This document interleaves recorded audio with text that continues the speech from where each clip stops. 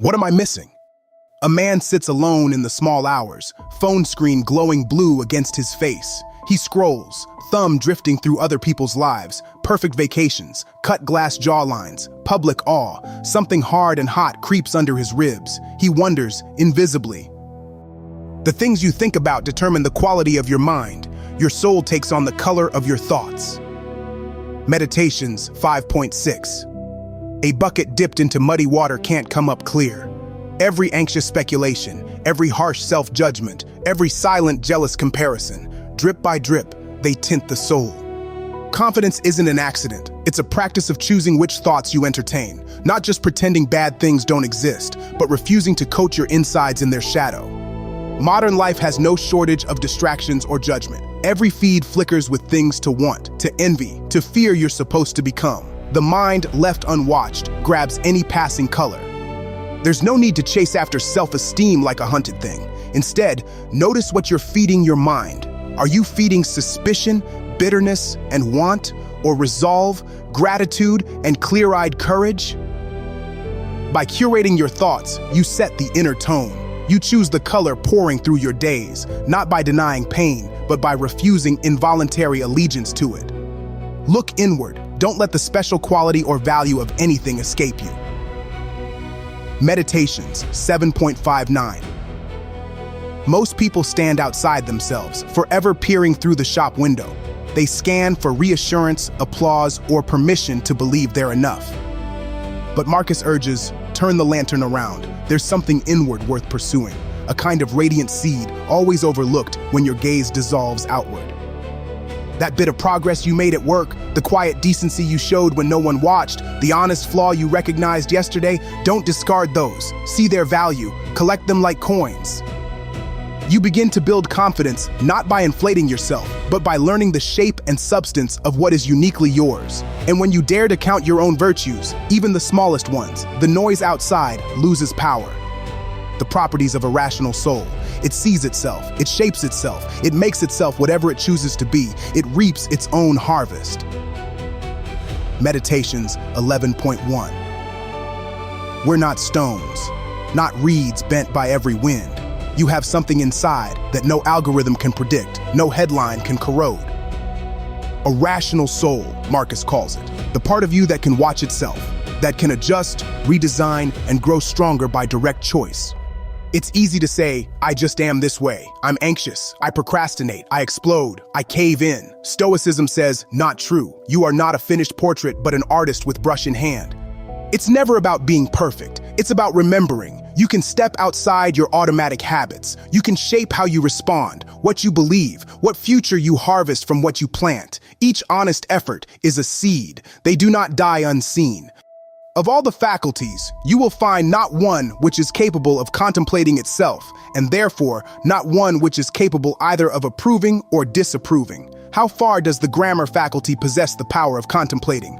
Only so far as to judge about language. But how far does the faculty of reason possess this power? It contemplates both itself and everything else.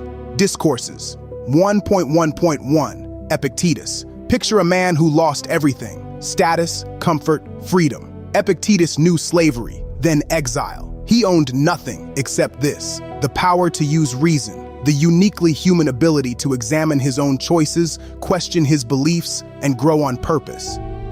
This is your birthright too.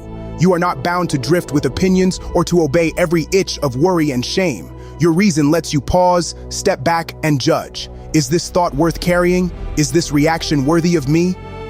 In a world roaring at you to react and compete, the person who can stand back, calmly taking stock, refusing instant anger, that is the person others wonder at.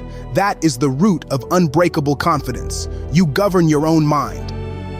Do you ask what is the foundation of a sound mind? It is not to find pleasure in useless things. The foundation is to have a clear, unclouded view of the truth, to value nothing as your own possession which can be taken from you, to count as pleasurable those things only which truly are pleasurable, to seek no greater blessings than those which you can win for yourself. Letters 88.20, Seneca. Sometimes the ground shifts and the things you clung to slip away. A job gone, a bank account emptied out, a relationship ended, a health scare you couldn't see coming. Seneca, teacher to emperors, wrote from survival and loss. He reminds us, the foundation lasts when it isn't built on what the world can take away. What's truly yours? Your choices, your clarity, your sense of what matters. An exercise. When anxiety presses up against your ribs, list what can't be taken. Not your reputation, not your schedule. Look for the quiet goods tucked inside. Your patience, built up over evenings no one noticed. Your ability to find humor on a hard day. Your willingness to start again. When you find pleasure in lasting things, the world's storms don't wash you away. None of these things are ours. They have flowed to us through others, have merely passed through us. So let us say goodbye to those things which belong to others, and let us steer our minds to the finding of truth. Letters 33.7, Seneca. Everything that comes will pass on. Praise, possessions, even this moment's comfort. Seneca lived in the storms of Roman power, one slip from ruin or death. He learned, don't try to possess what cannot be held. Let go of borrowed status, trending envy, everything trickling through your fingers. Steer your mind away from what you cannot control or keep, and toward the only thing solid, truth. What is inwardly stable, immune to others' opinions and the market's surge. Do not waste what remains of your life in speculating about your neighbors, unless with a view to some mutual benefit, to wonder what so-and-so is doing and why, or what he is saying, or thinking, or scheming. In a word, anything that distracts you from fidelity to the ruler within you.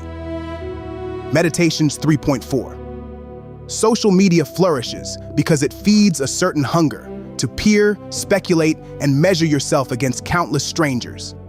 Marcus Aurelius, ruling the mightiest empire, writes as if to someone scrolling late at night, do not waste your small, precious allotment of days in the theater of comparison. There is a ruler inside, your core values, your discipline, your calling to become the kind of person you admire. When you drift from your own standard, you become brittle, lost in noise. Instead, pull your gaze back. Let other people do as they will. Let rumors, trends, and ambitions pass over you like wind over stone. Focus on fidelity to your own inner ruler, living in accordance with the values you would want to respect in another. That's where confidence grows unassailable, not built on applause or fame, but on the deep knowledge that you have lived your own life authentically, with vigor and intention. The Stoics taught that confidence is not lightning striking from the outside. It is the slow, careful fire you tend each day, guarding the color of your thoughts, shaping your own interior world, and choosing to own only what truly belongs to you. Unbreakable confidence is quiet, persistent, and honest, built, not given. It grows as you look inward, see what's yours, and let the rest go. If this stayed with you, there are more stories like it waiting.